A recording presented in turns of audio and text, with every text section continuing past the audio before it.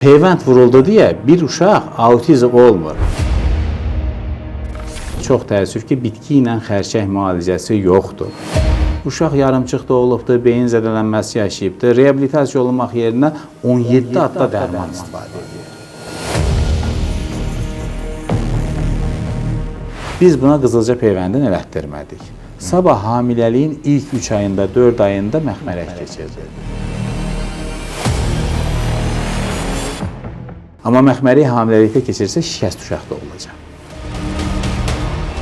Antibiotiklərin uşaqlara verilməsi onlara nə kimi mənfi təsir göstərə bilər? O, qadının dünyaya gətirdiyi övladın gözü, beyni, ürəyi qüsurlu olacaq.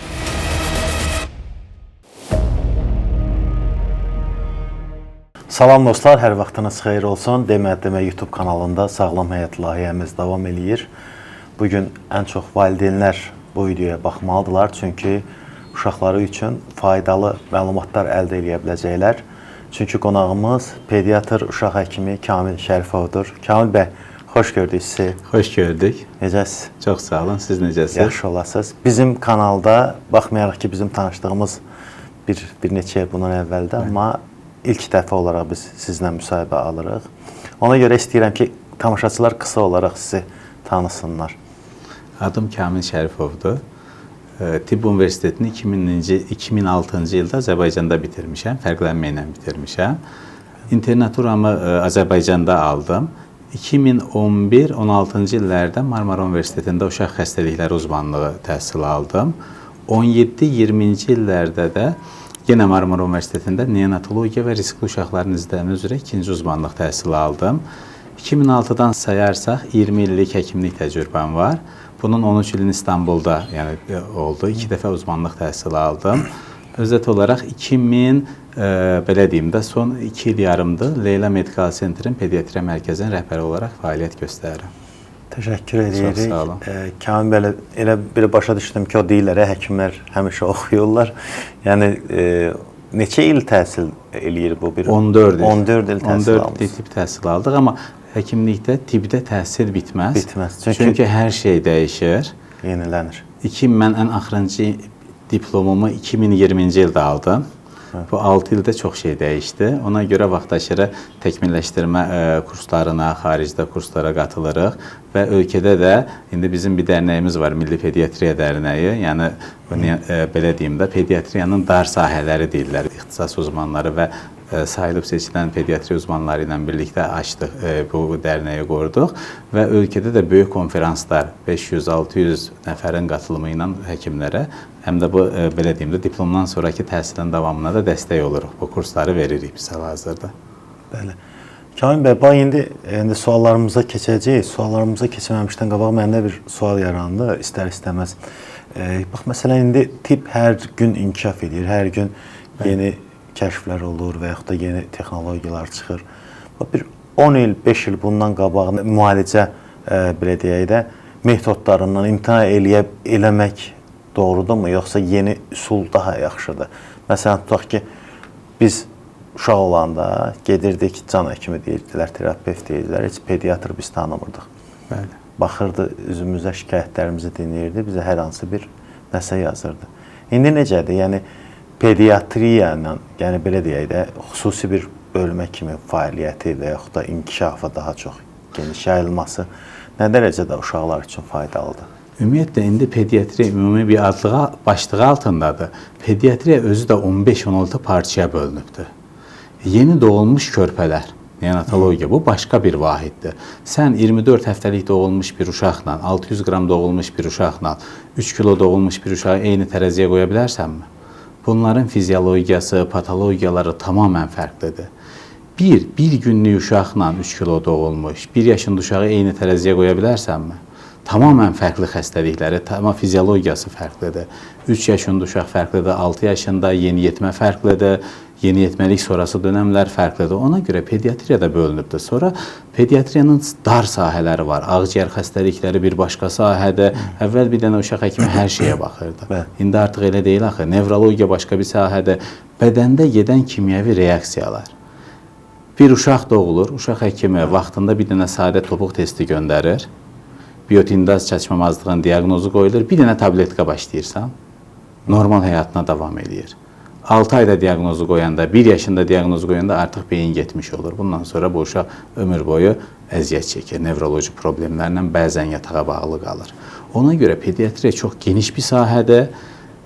Ümumi pediatr, ümumi sürəcigot bir şəkildə idarə edir. Bir də dar sahələr var. Nevrologiyası, pediatrik göz xəstəliklərindən tutmuş, ürək, ağciyər, mədə, bağırsaq, yəni çox genişdir. Qan xəstəlikləri, bunlar hamısı fərqli vahidlərdir və durmadan inkişaf edir, çox dəyişir. Bir şeyin dəyişməsi köhnənin işə yaramadığı demək deyil. Bu sadəcə pediatriyə aid deyil, elm belədir. Elmdə, elm adamı mən kimə deyirəm? Elm adamı, mən bunu belə görmüşəm, belə deyirəm deyən insan deyil. Elm adamı dəyişimə açıq olandır. Bugünkü şərtlər, tədqiqatlar, elm bunu göstərir, amma sabah dəyişə bilər, bir gün sonra dəyişə bilər. Dəyişimə hazır olmayan bir insan elm adamı olanmaz. Çox qarşılaşırıq. Adam çıxır, özəlliklə bəzi psixologiya sahəsində məşğul olan yoldaşlar. Bu uşağa peyvənd vuruldu, autizm oldu. Bir uşağın peyvənddən autizm olduğunu demək üçün sən tədqiqat aparmalısan. Tədqiqat nədir? Statistika elmi yalan 10.000 deməz. nəfər ən azından. Getmə 10.000 nəfər yox. Getməlisən Qəbəliyə. Bütün evləri gəzməlisən. 2-6 yaş arasında olan bütün uşaqları müayinə eləməlisən. Sadəcə məktəbə gələnə baxaraq deyənmərsən, xəstələr gəlmir. 3 qrupa bölməlisən. Peyvənd vurulan, vurulmayan və yarımçıq vurulanlar. Və peyvənd vurulan qrupdakı autizmli uşaq sayına baxmalısan. Peyvənd vurulmayana baxmalısan, yarımçıq vurulanlara baxmalısan. Toplam qrupdakı uşaq sayına bölməlisən. Əgər statistik fərq çıxırsa bu səbəb olur deyirsən. Azərbaycanda bu cəsarətdə bunu eləyəcək bir dənə adam yoxdur. Amma dünyanın Kanadada, Danimarkada, Amerikada, İngiltərədə bunu eləyirlər. Milyonda 1% belə ciddi fərq çıxmır. Yəni, peyvənd autizmə səbəb olmur. Sadəcə bunu şou düzəltmək üçün. İndi biz səhər pendir çörək yedik, yolda qəza elədik. Mən də deyirəm ki, pendir çörək yeməsəydim, qəza eləməyəcəkdim. Belə bir şey varmı? Bir şeyin bir yayda biz çoxlu su içdik, soyuq su. Dənizə girdik, boğulduq. Bunun dənizdə boğulmanın səbəbi su içdiyimiz üçün deyil. Eləcə də peyvənd vuruldu deyə bir uşaq autizm olmur. Sadəcə autizm olacaq uşaq autizm olur. Və peyvənd vurulmayanlarda da, vurulanlarda da müasir statistika 1/31 göstərir. 31 uşaqdan birində autizm var. Vurulanda da belədir, vurulmayanda da. Amma peyvənd vurulanda nə var? Avantaj nədir? Daha az xəstələnir. Deyirlər ki, peyvənd vurulmadı, amma yenə xəstələnmir. Biz peyvənd vurulub xəstələnmə dediyimizdə bronxit pnevmoniya olmasını nəzərdə tutmuruq ya da 2 gün antibiotik aldığını tutmuruq. Bir cərrahi müdaxilədə, diş müdaxiləsində, manikürdə, pedikürdə hepatit B yoluxsa nə olacaq? Uşaq bədbəxt olacaq. Uşaq yaşda yoluxsa. Bir, ayağın daş kəsdi, tetanoz oldu. 3 ay, 5 ay tetanik körpü vəziyyətində reanimasiyada bu uşaqlar sürünürlər. Qızılca keçirir, sağalır. 5 il sonra virus beyində aktivləşir. Dünyanın heç bir yerində müalicəsi yoxdur. Maksimum il yarım, 2 il, 3 il yaşayır. O da yaşamaq var, yaşamaq var. Yavaş-yavaş əriyə gedir, bitkisel həyata düşür. Şınaxla mədədən qidalanır, boğazda traxestomiya dəliyi açılır və göz görə ölür. Və ailə bilir ki, bu diaqnoz qoyulanda, hamı internet dövründə yaşayırıq da, bu uşağın maksimum yaşam müddəti il yarım, 2 il, 3 ildir. Və bitkisel həyatda. Bu valideynin gözünün içinə baxan bir adam heç vaxt sən uşağa peyvənd vurdurma deməz, biraz da savadı varsa. Mən ümumiyyətlə deyirəm ki, peyvəndə qarşı olan kəsim ya tibbi savadı olmayan kəsimdə, mühəndis kimi savadı ola bilər, psixoloq kimi savadı ola bilər, tibbi savaddan söhbət gedir. Mikrobiyologiya bilmir, nevrologiya bilmir, immunologiya bilmir, bunlardan tibbi savadı yoxdur. Ya da bunu bilməsinə rağmen, az öncə saydığım şeyi bilməsinə rağmen, bir, peyvənd autizmə səbəb olmur, nevroloji geriliyə səbəb olmur və peyvənd vurdurmursan, hepatit B olur, qızılcadan sonra uşaqlar belə ölürlər, illər sonra göz görə.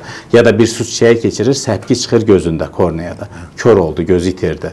Bunu bilmirsə demək ki, tibbi savadımız biraz yetərsizdir.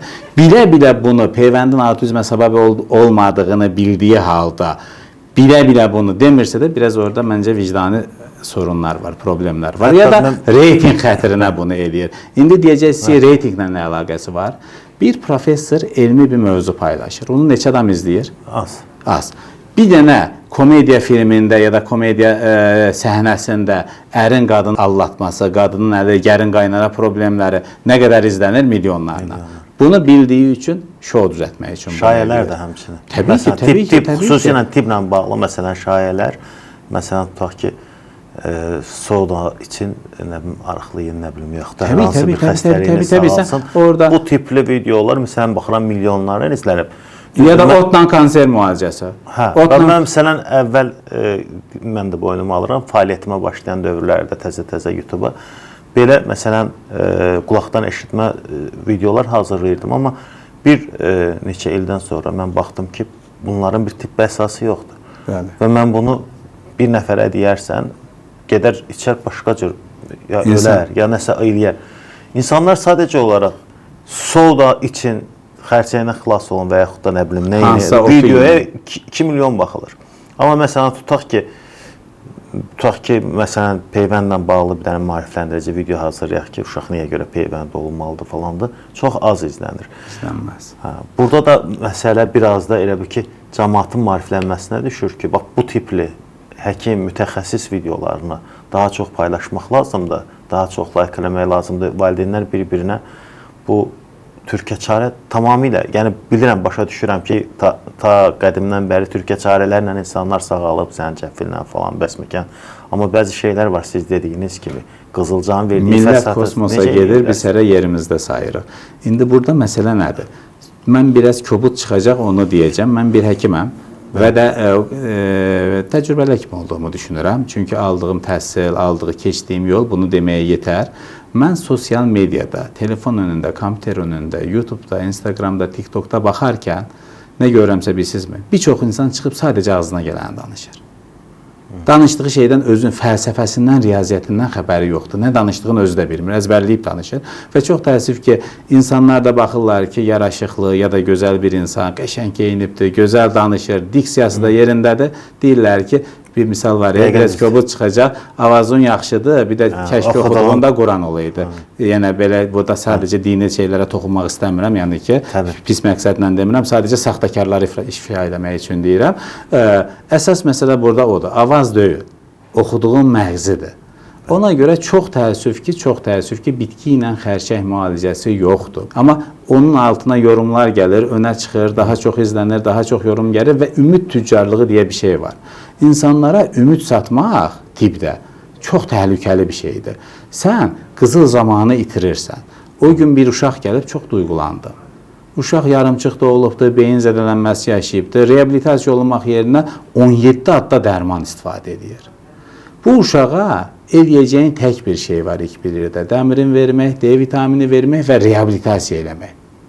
17 adda dərman verərək sən uşağın, mən uşağın, kimsə də, qızıl zamanı itirirsən. Gəlir 1 yaşına, artıq uşaq şikəst olduqdan sonra odu söndürüb külü ilə oynayırsan. Oysa ki, bu uşağı 2-3-cü həftədən savadlı reabilitasiya, yalandan masajla zələləri sıxçalamaq yox. Düzgün məqsəd yolunu sən reabilitasiya eləsə, heç bir dərman verməsən də, bir də sudurqa keçirirsə, sudurqasını kontrol altına almalısan. Heç bir dərman verməsən də bu uşaq gəzəcək, oturacaq.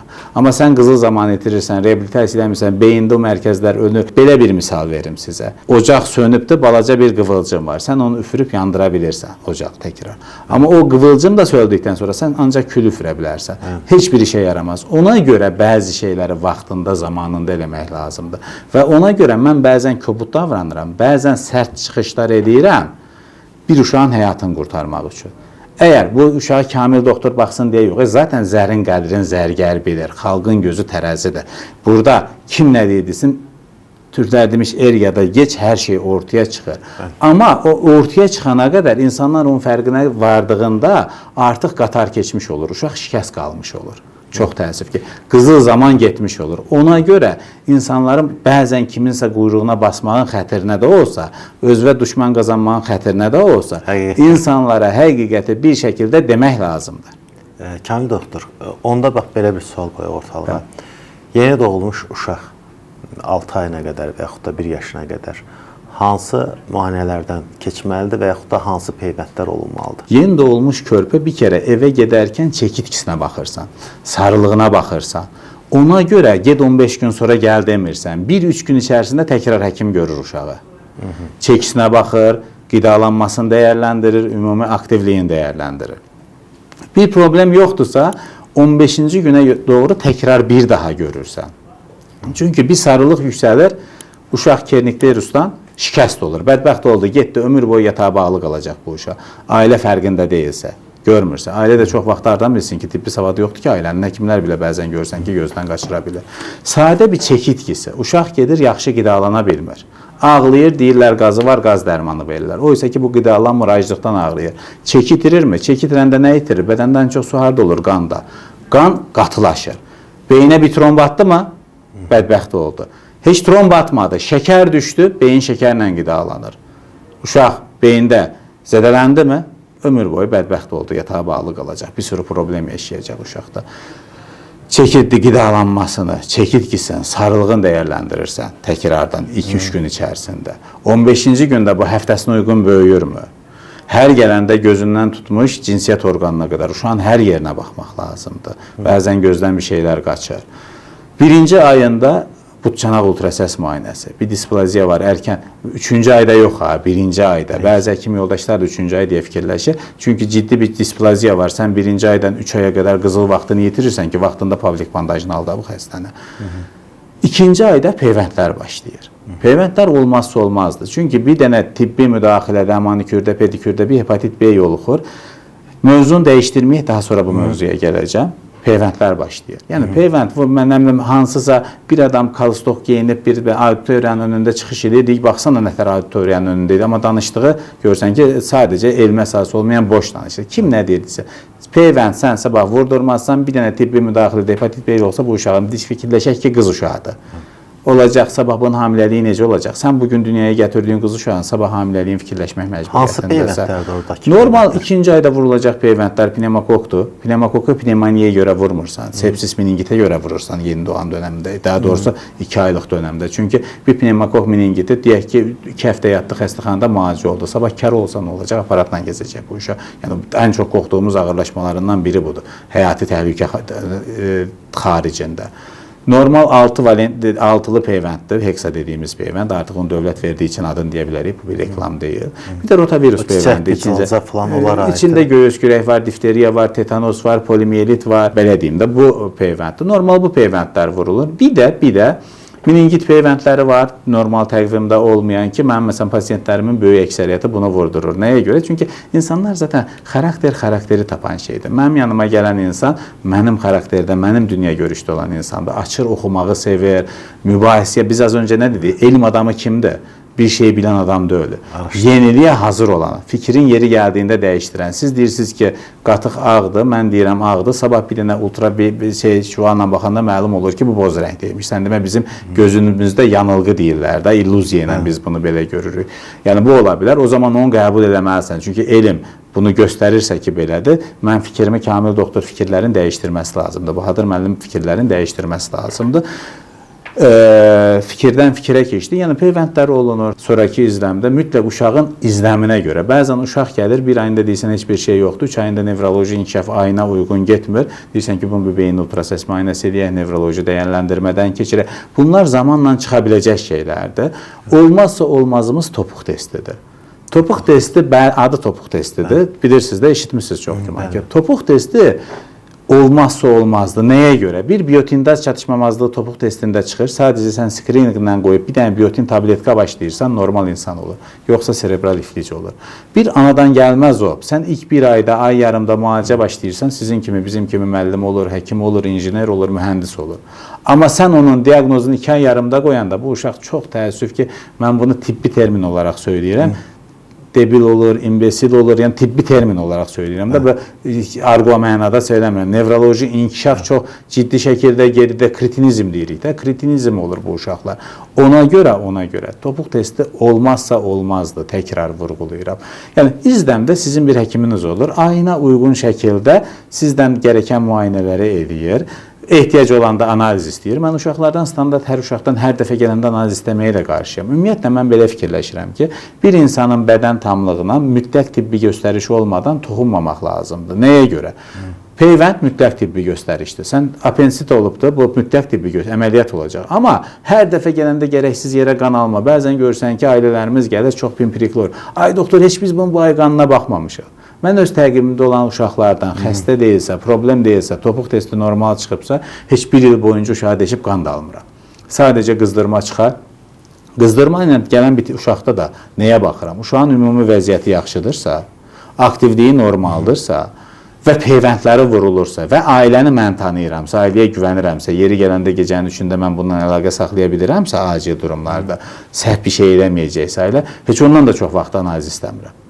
Nə gərək var ki, mən peyvəndə olan bir uşaqda, belə deyim, ailə də bəlli bir intellektual səviyyədədirsə, bir şeylərin yolunda getmədiyini hiss edəcək səviyyədədirsə, sən bunun hər dəfə nə qan analizi istəyirsən ki, gərək yoxdur.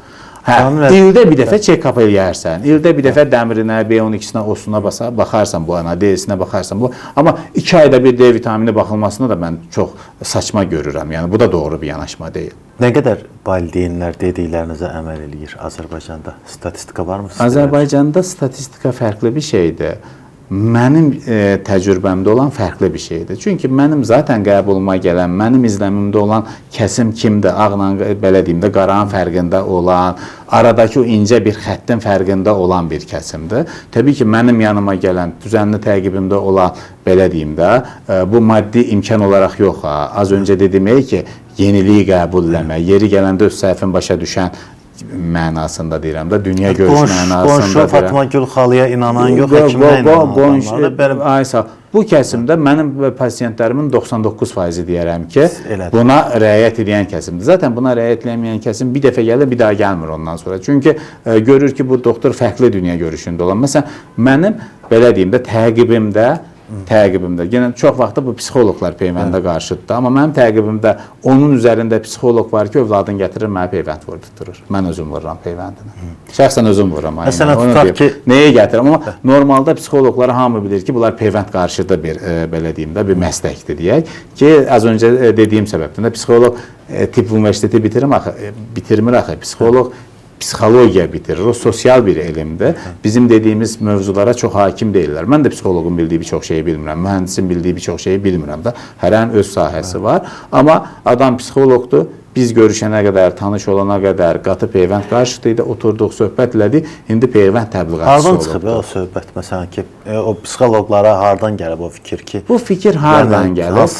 İndi belə oxuyublar da bunu. Yox, oxumaq yox. Peyvənd autizm söhbəti 98-də Andrew Wakefield deyilən bir İngiliz bir güya yayın çıxardır ki, bəs bir peyvənd var, o vurulduqdan sonra mən 12 dənə uşaqda gördüm ki, uşaqlarda otistik əlamətlər başlandı. Sonra məlum oldu ki, 96-cı illərdən başqa bir həmin peyvəndin alternativin patentini vurub. Əslində o belə deyim də, o peyvənd səbəb olur, mənim çıxartdığım səbəb olmur, məntiqi ilə belə bir şey eləyir, saxtakarın biri olur da. Sonra məlum olur ki, bunlar zaten bu xəstə uşaqlardır, bunun bir, belə deyək də, eyni bir, bu 12 uşağın 12-si də mərkəzə gedirlərmiş və orada vəkillər, nələr bir şeyə girib, hə, bu peyvənd vuruldu, belə oldu, bir yayın olsun üzərindən məhkəməyə başvururlar, təzminat istəyirlər, nağarırlar, yəni əslində qurama bir şey olur. Amma belə deyim də, bir adamın köynəyin hər yeri qapqaradır. Ona balaca bir nöqtə boyda qara düşəndə bilinmir. Amma bir adamın köynəyi ağaq baxdısa, bir dənə nöqtə boyda qara onu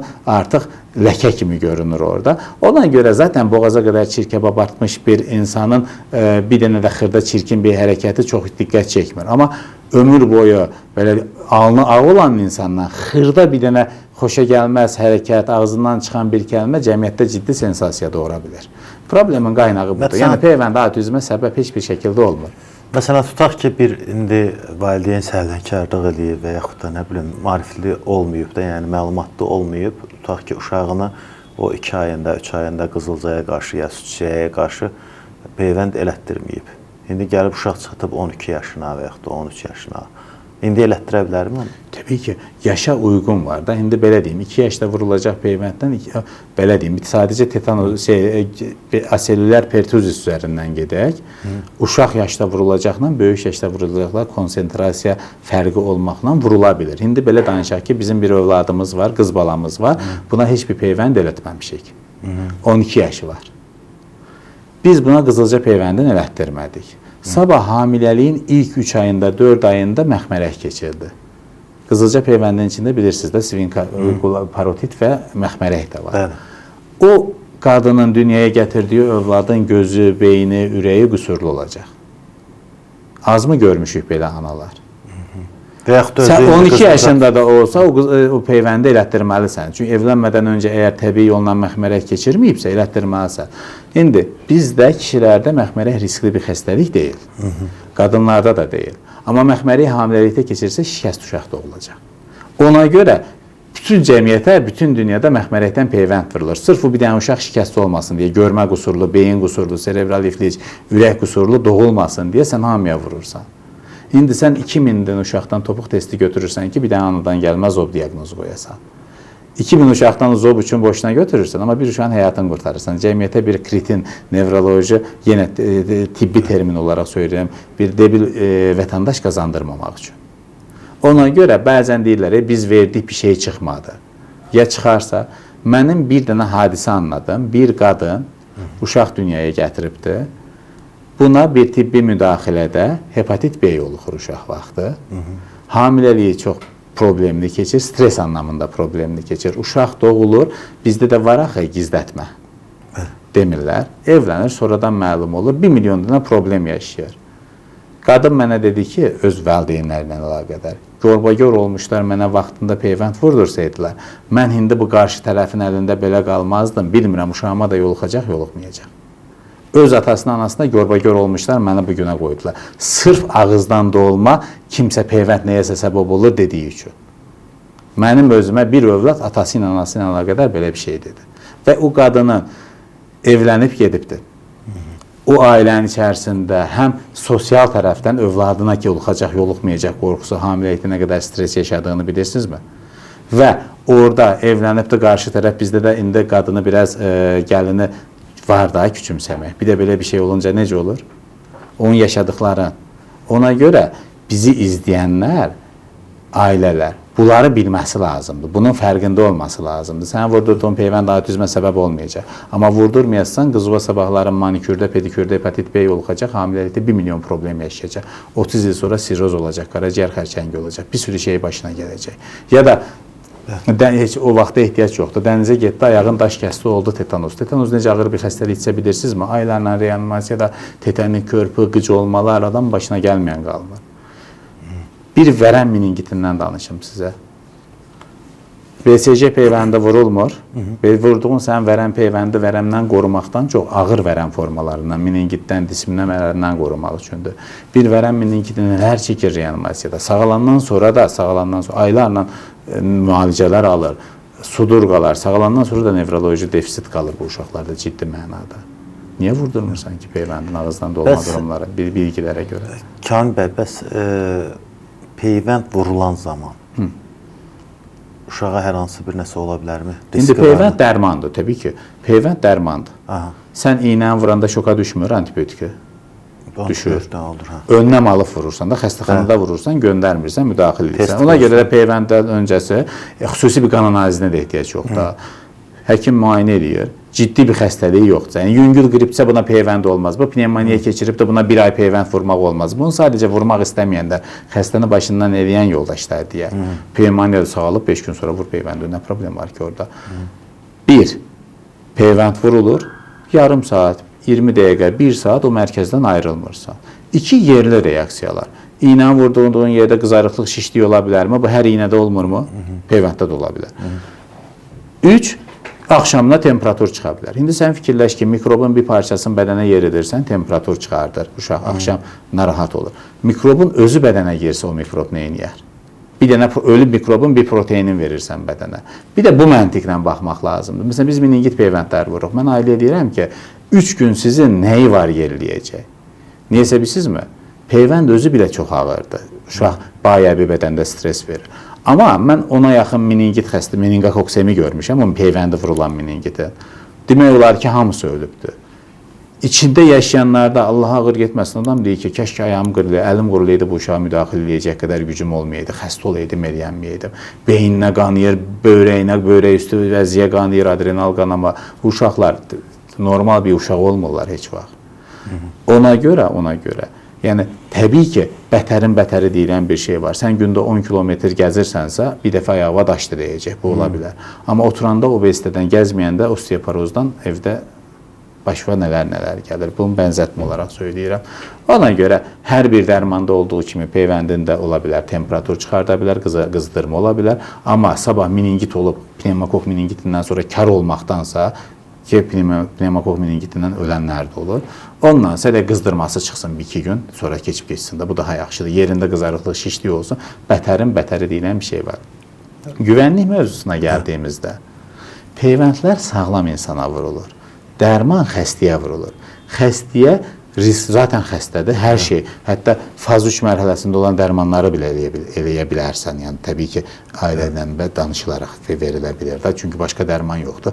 Xəstə itiriləcək ya da bu dərmanı verirsən. Sağlam insanlar daha elə bir ki, normalda normal dərmanlar 3 mərtəbə güvənlikdən keçdikdən sonra tətbiq olunursa, peyvəndlər 10 mərtəbə güvənlikdən keçdikdən sonra istehsal olunur, tətbiq olunur. Yəni onları, çünki bunu sən sağlama vurursan, xəstəyə vurmursan, bunların güvənlik testləri çox daha güvənilirdir, çox daha sərtdir, çox daha mərhələlidir, belə deyim sizə. Bəs, məsələn, indi özəl klinikalarda da olur, məsələn, peyvənd vurma, bir də dövlətin özünün verdiyi var. Amma məsələn, özələ müraciət edəndə deyirlər ki, get Alman aptekindən al və yaxud da digər yer. Keyfiyyət baxımından tutaq ki, ölkə fərqi varmı ki? Keyfiyyət baxımından indi altılı peyvəndlər deyə heksaksin peyvəndi özəldə də var, dövlətdə də var. Mən məsələn ailələrə heç vaxt demirəm ki, gəlsən özəldə peyvənd vurdur. Mən deyirəm uşağa peyvənd vurdur. İndi burada əmma məsələsi var. Biri özəl müəllim tutur uşağına, biri tutmur. Məsəl üçün, mənim atam mənə özəl müəllim tutacaq qədər imkanı yox idi. Amma mənim atam bu demək deyil ki, müəllim tutacaq imkanı yoxdur, məni oxutmasın. Oxutdu yetimçiliklə. Bu da belədir. İndi ailə deyir ki, ay doktor, mənim maddi imkanım yaxşıdır. Ya da özəl sığortam var, mən istəyirəm ki, mənim peyvəndimi Kamil doktor vursun. Ya da Əhməd doktor vursun, Məmməd doktor vursun. Ailə var deyir ki, ay doktor, məsəl üçün deyirəm də, mənim durumum o deyil, nə fərqi var ki? Yəni, əsas odur ki, sən bu peyvəndə vurdur. Harada vurdurursan vurdur. İndi mən aptek adı çəkməyim, xəstəxana adı çəkməyim, çünki bu doğru olmaz. Amma zaten dövlət bunu bu qədər pul xərcləyib verirsə vətəndaşına, boşuna vermir, bildiyi bir şey var. Peyvəndə xərclanan hər bir manat pul, istər ailənin büdcəsi üçün söyləyirəm, həm dövlətin büdcəsi, səhiyyə büdcəsi üçün söyləyirəm, 11 manat olaraq geri dönür. Sən bugün pnevmokok peyvəndə vurdurmursan, uşaq pnevmokok meningiti olur, 14 gün yatır reanimasiyada, sonra da kar olur. Ömür boyu bu aparatı ondan uğraşırsan, peyvəndə xərclanan pulla müqayisədə nə qədər az pul xərclamış, çox pul xərcləyirsən. Ona görə bütün dünya statistikası göstərir ki, peyvəndə xərclanan pul sənə 10 manat olaraq büdcə və kar olaraq qalır. İndi istəyirsən harada vurdurursan vurdur, yetər ki vurdur. Bir də dövlət peyvənd təqvimində olmayan peyvəndlər var. Məsələn, rotavirus peyvəndi. Bu, dövlət təqvimində yoxdur, faydasızdır demək deyil. İngiltərənin təqvimində var. Sadəcə İngiltərənin ölkə büdcəsi ilə biz məsələn, belə deyim də, dövlətin tətbiq elədiyi peyvəndlər olduğu üçün adını çəkirəm, AKDS-dən heksaksimə keçdik. AKDS çox faydalı bir peyvənd idi, amma qızdırma çıxırdı, yeri çox şişirdi, 3 şamirin temperaturu olurdu, bir ailələr qorxurdu, panik olurdu. Biz temperaturdan millət olaraq qorxuluq axı. Amma heksaksimə keçiş nə boyda bir inqilab oldu. İndi 100 şamirində temperatur çıxmır. İndi bir sonraki mərhələdə də rotavirus peyvəndi təqvimə girər, Allah qoysa, zaten səhiyyə sisteminin də hədəfləri budur da, yəni ki, mərhələ-mərhələ. Su çiçəyi peyvəndi təqvimə girər, meningit peyvəndləri, rutin bizim təqvimimizdə yoxdur. Meningit peyvəndləri də təqvimə girər, hepatit A-nın özü təqvimə girər. Bunlar hamısı mərhələ-mərhələ yaxın zamanda olacağına ölkəmiz inkişaf elədikcə, səhiyyə maddi texnika bazamız artdıqca təbii ki, bunlar da təqvimə girəcək. Bunlar olmaması yoxdur deyil, sadəcə bunlar ciddi bir maliyyət gərəkdirdiyi üçün və insanlarımızın da buna hazır olması mərhələdə olduğu üçün, necə ki, AKDS-dən heksaya keçidi, onlar da mərhələ-mərhələ olacağına inanırıq. Söhbətimiz əsasən peyvənd üstündə quruldu. Bir sual vermək istəyirəm. Məsələn, indi uşaqlarda qızdırma olanda, adətən mən də 2 uşağım var, pediatrlar adətən, belə deyək də, çox vaxtı antibiotiklər yazırlar. yəni virus infeksiya belə deyək də, yəni bakterial infeksiya düşübsə əgər, bax bu şəkildə yazılır. Bəzən də heç virus olur ya bakteriya olmur, bilmirəm onu necə müəyyənləşdirirlər. Bu antibiotiklərlə bağlı da fikir birmənalı deyil. Ümumiyyətlə antibiotiklərin gələcəkdə xərçəng xəstəliyinə səbəb olacağı deyilir və yaxud da artıq antibiotiklər öz qüvvəsini itirib deyirlər, çünki onlar immunitet qazanıblar deyirlər. Bu şəkildədir. Antibiotiklərin uşaqlara verilməsi onlara nə kimi mənfi təsir göstərə bilər? Nizami nə deyir? Birinci saflığı varsa da suda. Antibiotik tibbin ən böyük ikinci kəşfidir. Birinci kəşfi peyvənddir. Milyardlarla, milyonlarla insanın həyatını qurtarır. İkinci kəşfi antibiotik. Üçüncü kəşfi də anesteziya, ağrısızlaşdırma. Antibiotik həyat qurtarır yerində istifadə olunduğunda. Antibiotik öldürür yersiz istifadə olunduğunda. Yersiz istifadə olunan hər antibiotik, hər virusda istifadə olunan antibiotik öldürür. Antibiotik dirənci yaradır. Sabah ciddi infeksiyalarda verəcək dərman tapmırsa. Amma ümumiyyətlə mən antibiotik mövzusunda çox danışmamağa çalışıram. Nəyə görə? Antibiotik ver demək təhlükəlidir. Vermə demək ondan da təhlükəlidir. Bir xəstə gəldi, pnevmoniyadır, 3 aylıq uşaqdır. Pnevmoniyanın tək müalicəsi antibiotikdir zaten. Antibiotik yazmışıq. Türkiyədə hansısa bir məşhur hoca antibiotik verməyin, antibiotik belədir, xərçəng yolu şəklində deyir YouTube-da. Sonra nə olursa bilsən, vermir. 3 gün sonra reanimasiyaya düşdü, entübü oldu, başına gəlməyən qalmadı uşağa. O isə ki, vaxtında onu istifadə edəsəydi, bu olmayacaqdı. Başqa biri gedir, özü aptekdən antibiotik alır, öz başına istifadə edir, bütün florasını məhv edir, öldürür. Bir var ki, birinci dəfə cinayət törədən cinayətkar. Bunu zəbtləmək çətindir. Bir də var ki, 10 dəfə insan öldürüb, həbsə girib çıxmış cinayətkar. Bunu zəbtləmək çətindir. Mikroblar da elədir. Birinci dəfə törədən mikrobu kontrol altına alır. Amma 4 dəfə antibiotik görmüş bir mikrobu kontrol altına almaq çox çətindir. Ona görə antibiotik su kimidir. Yerində istifadə olunanda həyat qurtarır, necə ki, mülayim iqlimdə. Heç olmayan da öldürür, kontrolsuz istifadə olunanda öldürür. Səhrada biz ölürük, susuz qalanda. Dənizdə boğuluruq, ölürük, amma mülayim qurşaqda yaşayırıq, həyatımıza davam edirik. Bir də bildiyimə görə antibiotiki yarımçıq kəsmək də olmaz da. Həkim məsələn tutaq ki, yazır ki, 10 dənə atmalısan. Valideyn gedib 5 dənəsini verir, görür uşaq yaxşılaşdı, dirənç qazanır. Gərəksiz uzatmaqda çox təhlükəlidir. Ona görə mən nə edirəm? Bir kərə mənim uşağım gəldi mi? Bronxiyolitdir. Deyirəm, bronxiyolitdir, bir dəqiqə başlamağı pnevmoniya kimi düşünmürəm. Başlamayaq, 2 gün sonra görüm. Get bir həftə sonra gəl demirəm heç vaxt. Çünki bir həftəyə qədər uşaq reanimasiyada düşə bilər. Valideynə əziyyət edirəm, özüm əziyyət çəkirəm, amma uşağa gərəksiz dərman vermirəm. 2 gün sonra gəlir, görürəm ki, bu uşaq pnevmoniyadır. Deyirəm, hə, burada artıq başlayaq, daha xəstəxanaya düşməsin. Bəziləri deyir ki, sən ona başdan başlasaydın, pnevmoniya olmayacaqdı. Mən də cavab verirəm ki, mən başdan başlasam, antibiotik dirəncindən sabahlarım, dirəncli bir mikrob yanılıb, sepsisdən də başına bindən iş gələ bilər. Gəlir 2 gün sonra görürəm ki, uşaq rahat deyibdir. Deyirəm, sənə heç bir şey vermirik, get bir 3-4 gün sonra bir də gəl. Bir 3-4 gün sonra gəlir, görürəm yaxşı, deyirəm, çıx get. Zaten ikinci günə evə bir dərman başlamadan 2 gün sonra gələn göndərdiyimin 99%-dən sonra da başlamaya ehtiyac olmur. Amma yenə 1%-ində ehtimal olduğu üçün bir daha çağırıram o uşağı. Hə, tək bunu mən eləmirəm ha. Özünə, məsləyinə, hörmət edən hamı bunu edir. 1 saat tez gedirsən, 1 saat gec çıxırsan, iş yükün artır, günorta çay içmirsən, amma bunu eləmən lazımdır. Əgər məsləyimizə hörmət ediriksə, o xəstəmizə hörmət ediriksə, mən belə fikirləşirəm. Kamil doktor, uşaqlar üçün ən faydalı 5 qida desək, hansını ilk 5 sıraya hansını versin? Birinci, məncə yumurtadır. Gündə bir dənə yumurta. Kənd yumurtası yoxsa buna deyir, fərq İndi o biraz şov mövzusudur. Gəlin mən ora girməyim. Hə, şov mövzusudur. Hə, biraz da birinci yumurtadır. Sonra sadəcə bir qida ilə qidalanmaq olmaz. Bəziləri deyir ki, ət ver, protein ver, çörək ver. Elə bir şey yoxdur. Protein, karbohidrat yağı, mikroelement və vitamin dəngəli şəkildə verilməlidir. Belə deyim. Burada ət də yeməsi lazımdır, yumurta da yeməsi lazımdır, balıq da yeməsi lazımdır, qaraciyər də, çörək də. Heç çörək yemədən olarmı? Karbohidrat alman lazımdır. Yağ yemədən olarmı? Bəziləri heyvan mənşəli yağı, kərə yağı vermirlər.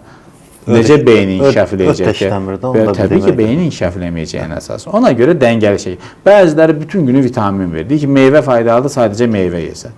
Meyvə faydalıdır. Meyvə faydalıdır. Amma çox yeyəndə şəkər yükləyirsən xəstəyə. Ona görə qidaları dediyimizdə biz nə olacaq? Sıra qoymayaq da. Bir yumurta olmazsa olmazdı, 2 ət olmazsa olmazdı. Əti də böldük ki, mal ola bilər, toyuq ola bilər, qoyun ola bilər, qaraciyər ola bilər, balıq ola bilər. 3, ehtiyac olduğu qədər çörək yeməsi lazım. Ehtiyac olduğu qədər. Sadəcə çörək yesə beyni inkişaf edəməyəcək. Yağ alması lazımdır, həm bitki, həm kərə yağı. Artıq biz skeleti dedik də, bu skelet üzərində istədiyin bir binanı inşa edə bilərsən. Necə ki, bina tikərkən bizim üçün ən önəmli olan şey nədir? Armatur, siment, daş, qum. Bu 4-ü keyfiyyətlidirsə və qərəlində qoyulubdursa, qərəlində simenti çox qoyanda nə olur? Qırılğan olur. O birlərinin hamısını kateqoriya olaraq dediniz, amma yumurtanı əlavə bir şeydir. Yumurtanı əlavə, gündə hər uşağın məncə bir dənə yumurta yeməsi lazımdır. Yumurta allergiyası yoxdursa. Çünki bir canlının yaşaya biləcəyi bütün vitamin və minerallar var orada, oradan cüzə çıxır. Bir yumurtadan biz doğuruq, dünyaya gəlirik. Bir dənə balaca yumurtadan biz dünyaya gəlirik. Bir toyuğa baxın, özü qidalanana qədər hər şey o yumurtanın içərisində var. Ona görə yumurta ən dəyərli qidadır, mənim şəxsi görüşüm. Bəs uşaqlara indi valideynlər, məsələn bizim uşaqlıq dövrümüzdə, mən 90-cı illərin uşağıyam da belə deyək, bizdə yox idi elə bir şey, qida əlavəsi falan, yəni ümumiyyətlə heç vaxt atmamışıq. İndi valideynlər maarifləniblər və yaxud da qonşudan eşidirlər, videolardan görürlər, uşaqlara daim qida əlavələri verirlər. Bu normal yemək yeyən uşaqlara qida əlavəsi verməyin tərəfdarısınız. Qida əlavəsi dediyimiz şey mənim üçün 2 şeydir. İlk bir ildə. Dəmir, D vitamini. Başqa bir qida əlavəsi yoxdur. Bəs omega 3? Omega 3-lər belədir ki, əgər biz uşaqlara balığı nə vaxt başlayırıq? 8 ay. 8 aydan etibarən həftədə 1 ya da 2 dəfə balıq yeyən uşağa omega 3 dəstəyinə ehtiyac yoxdur. Həftədə bir dəfə. Yay aylarında bizim valideynlər balıq bişirmirlər ki. Yay balıqları var, mövsüm balıqları var, diri balıqlar var. Mənim ailələrimin böyük çoğunluğu həftədə bir dəfə balıq təmin edirlər. Zaten söhbət edirlər. Burada məsələ nədir? Ailə bilmir bunu. Daha gedibsən bildiyin yerdən diri şəkildə balıqlar satan yerlər var da, diri balığı yanında yay mövsüm balıqlarını satırlar, alıb verilə bilər. Amma bu şərtlə ki, gigiyenanı qorumaq şərti ilə verilir və mənim ailələrimdə verirlər bunu böyük əksəriyyəti. Bəzi uşaqlar inatla ki, balıq yemirlər inatla. Qoxusuna görə ki, mən də sevmirəm balığı çox, belə deyim. Faydalı qidadır, amma çox sevmirəm. Zövqlər tartışılardan, belə deyim. O durumda dəstək şəklində verilə bilər. Amma əsas dediniz ki, D vitamini və dəmir D vitamini və dəmir mütləq yoxlanmaq yox. D vitamininin doğar-doğmaz başlayırsan 400 vahid gün şəklində ilk 1 il. Dəmiri də 3-4 ayında başlayırsan, ilk 1 il verirsən. Bəs kalsium? Kalsium verilməz rutin uşağa. Kalsium raxit xəstələrinə verirsən, D az sümük sindromu olur xəstədə. D vitaminindən başlamadan 1-2 gün əvvəl başlayırsan, arxasından D vitaminindən başlayırsan, bir həftə sonra kəssən. Rutin kalsium verilməsi tibbi olaraq doğru bir yanaşma deyil. Kamil həkim, indiki uşaqların sümükləri daha kövrəkdir bildiyimə görə. Bunun səbəbi nədir? Yəni, belə bir məlumat eşitmişəm ki, yəni, əvvəl məsələn, bizim dövrdə belə deyək də, indi biz Sovetin sonunda dünyaya gəlmiş uşaqları çox belə sınma, çıxma, məsələn bir topun dəyməsi ilə mənim oğlumun qolu sındı. İndi mən başqa bir şey deyim, mən onun tərsini deyəcəm. İndiki uşaqların sümüyü daha möhkəmdir bizimkilərdən. Çünki bizim vaxtımızda rutin D vitamin profilaktikası yox idi, uşaqlara verilmirdi. 2 uşağın, 3 uşağın biri baxın əyri-üyrüdür. Çox raxit olurdu uşaqlar 1-2 yaşında.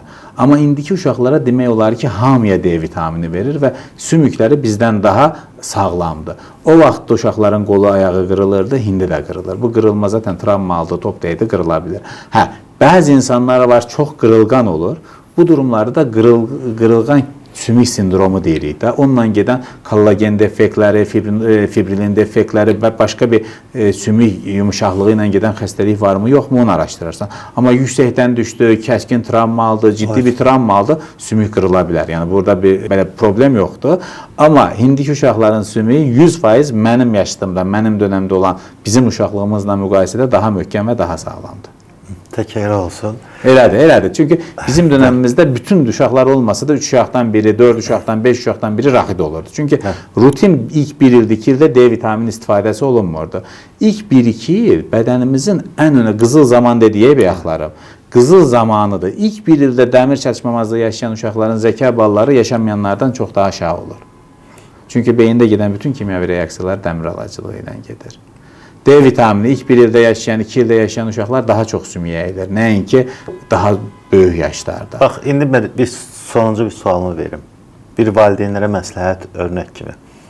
Uşağını çox həkimə aparmayıb, çox yoxlatmayıb, nə bilim, belə deyək də, yəni ənənəvi Azərbaycan ailəsidir, uşaq doğulub, böyüyüb, şükür Allaha da ciddi bir problemi yoxdur. Gəlib çatıb 10 yaşına, 5 yaşı var, birinin 12 yaşı var, birinin 14 yaşı var. İndi bax, bu videoya baxandan sonra nəyi yoxlatsınlar? Ümumiyyətlə həkimə aparsınlar. Hər bir uşağın özünün savad. Mən az öncə belə bir şey dedim. Mənim təqibimdə olan, peyvəndləri vurulan bir uşaq gəlir, qızdırma ilə gəlir. Az öncə gəlmişdi.